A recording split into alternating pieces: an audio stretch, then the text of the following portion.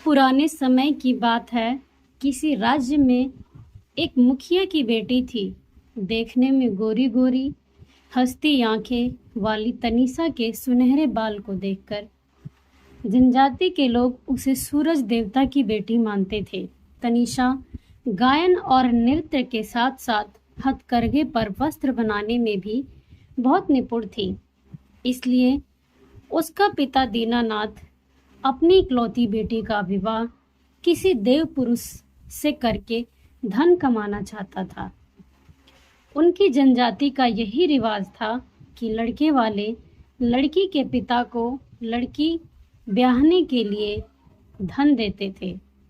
उस दिन प्रदेश की जनजातियों में महिलाओं के लिए हथकरघा के वस्त्र बनाने की प्रतियोगिता हुई और उसके बाद पुरुषों के लिए तीर कमान की प्रतियोगिता हुई। हर वर्ष की तरह तनीषा को प्रथम पुरस्कार मिला। इस वर्ष तो तनीषा ने कमाल कर दिया। आकाश से नीले रंग की रेशमी शॉल पर चांद, सूरज और तारे सफेद, सुनहरे, लाल और गुलाबी रंग में बुने थे।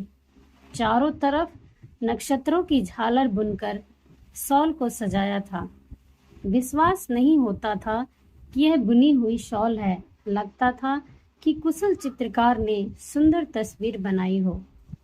उधर अनवर नामक युवक ने तीर कमान के कमाल से उड़ते हुए नकली पंछी तितलियों के ऐसे निशाने साधे कि और कोई उसके आसपास भी नहीं रहा।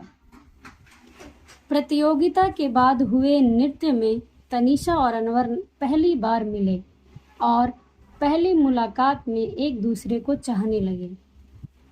उनको नृत्य करते देख लोग भी कह उठे, क्या सुंदर जोड़ी है। बाद में चुपके चुपके मिलते, क्योंकि दोनों को पता था कि तनीषा के पिता किसी भी तरह दोनों के विवाह के लिए मंजूरी नहीं देंगे। इसलिए उन दोनों ने चुपके से विवाह कर लिया।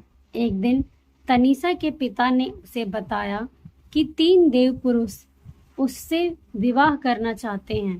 तनीषा ने बताया कि उसका विवाह हो चुका है। पिता ने कहा कि वह ऐसे विवाह को नहीं मानता और ना ही वे 3 देव पुरुष मानेंगे। वह उनको नाराज नहीं कर सकता, इसलिए एक ही उपाय है। क्या पिताजी? तनीषा ने पूछा। सबको एकत्रित करके शर्त रखेगा। जो शर्त पूरी करेगा वही तुम्हारा पति होगा। तीनों देव पुरुष और अनवर को बुलाया गया। पहली शर्त है कि चारों को जमीन पर इस तरह से नृत्य करना या कूदना होगा कि जमीन से संगीत की ध्वनि आए। शर्त सुनकर अनवर और तनीषा परेशान हुए, पर अनवर की बहन ने कहा, चिंता मत करो। जहां अनवर को नृत्य करना था, उसने वहां तालों यानी पीतल की तस्तरियां मिट्टी के नीचे दबा दी और नृत्य प्रारंभ हुआ। तीनों देव पुरुषों के नृत्य प्रारंभ हुए। तीनों देव पुरुषों के अनेक बार उछल कूद करने पर भी कोई आवाज नहीं आई। अनवर ने जैसे ही नृत्य प्रारंभ किया, हर पदन्यास के बाद टन टन की आवाज ने तार दिया। अनवर जीत गया, पर पिता और तीनों देव पुरुष नहीं माने। एक और शर्त रखी गई। तीर कमान से टलों यानी धातु के गोलाकार पर निशान ऐसे साधना कि तीर वहीं टलों पर लगा रहे। इस बार भी अनवर की बहन ने उपाय बताया। उसने अनवर के तीर की नोक पर मधुमक्खी के छत्तों से निकाली गई मोम लगाई। पहले देव पुरुष ने निशाना साधा। उसका तीर टलों पर जाने से पहले ही गिर गया। दूसरे देव पुरुष ने भी तीर कसा, पर निशाना चूका। वह टलों के पास से गुजर गया। तीसरे देव पुरुष ने तीर टलों पर ही सही मारा। टन की आवाज भी हुई, पर तीर नीचे गिर गया। आखिर में अनवर ने तीर मारा। वह तीर सीधा टलों के मध्य में लगा और वहीं पर लगा रहा। यह शर्त भी अनवर ने जीत ली। अब आखिरी शर्त होगी। अगर वह अनवर जीता तो वही होगा तुम्हारा पति। तनीषा के पिता और तीनों देव पुरुष बोले। यह तो बेईमानी है। हर बार अनवर के जीतने पर और एक शर्त कहकर मुझे और अनवर को जुदा करने की कोशिश करते हो। तनीषा क्रोधित होकर बोली। गांव के बाकी लोग ने तनीषा का साथ दिया। लोगों का गुस्सा देखकर तनीषा का पिता और देव पुरुष बोले, अब वाकई में यह आखिरी शर्त होगी। जो कोयले के टुकड़ों तथा मिट्टी के कुल्हड़े को सबसे दूर फेंकेगा वही तनीषा का पति होगा। तनीषा ने इस बार अपनी बुद्धि से काम लिया।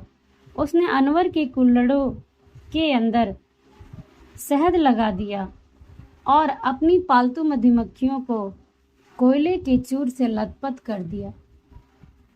एक एक करके तीनों देव पुरुष ने कुल्हड़ों फेंके और बाद में कोयले के टुकड़े। अब बारी आई अनवर की। उसने पूरे जोर से मिट्टी का कुल्हड़ा दूर फेंका जो तीनों के कुल्हड़ों से अधिक दूर गिरा। फिर उसने मधुमक्खियों को मुट्ठी में पकड़कर हवा में फेंका। शहद की खुशबू से कुल्हड़ों तक पहुंची, जबकि देव पुरुष के कोयले के टुकड़े उनके कुल्हड़ों तक भी नहीं गए। लोगों ने अनवर की जय जयकार करी। कल सुबह इसी जगह तनीषा का विवाह मैं अनवर से रचाऊंगा। सब लोग निमंत्रित हैं, तनीषा के पिता ने ऐलान किया।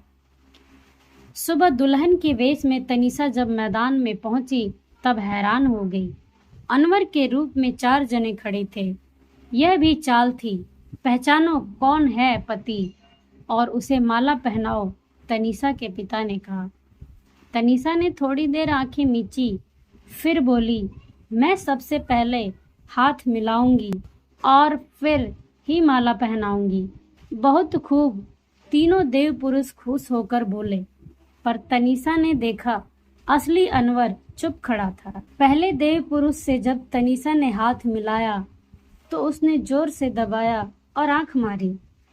तनीषा ने गुस्से से हाथ छुड़ाया। देव पुरुष के पास पहुंचकर तनीषा ने मिलाने के लिए हाथ बढ़ाया तो वह इतना पागल हो गया कि बाहें पसारकर आगे बढ़ने लगा। तनीषा खिसक कर निकल गई। तभी तीसरे देव पुरुष ने उतावला होकर हाथ आगे बढ़ाया और तनीषा का हाथ पकड़कर जोर जोर से हिलाने लगा। बड़ी मुश्किल से तनीषा ने अपना हाथ छुड़ाया। अब वह चौथे यानी असली अनवर के पास पहुंची। उसने अनवर से हाथ मिलाया। उसके परिचित स्पर्श तथा उसकी आंखों से छलकते प्यार से वह निश्चिंत हुई। उसे पूरा विश्वास हुआ और उसने अनवर को वरमाला पहनाई। तनीषा के पिता और तीनों देव पुरुष शर्म से गर्दन झुकाए लोगों की झिड़कियां सुनते रहे। लोगों ने खुशी से पुष्प वर्षा करके विवाह की रस्म पूरी करी। दोस्तों, अगर आपको हमारी कहानी अच्छी लगी हो तो इसको लाइक करें, शेयर करें और कमेंट करना ना भूलें। और हमारे चैनल पर पहली बार आए हैं तो हमारे चैनल को सब्सक्राइब करें। हमारे चैनल पर आपको और भी इंटरेस्टिंग कहानियाँ मिलती रहेंगी।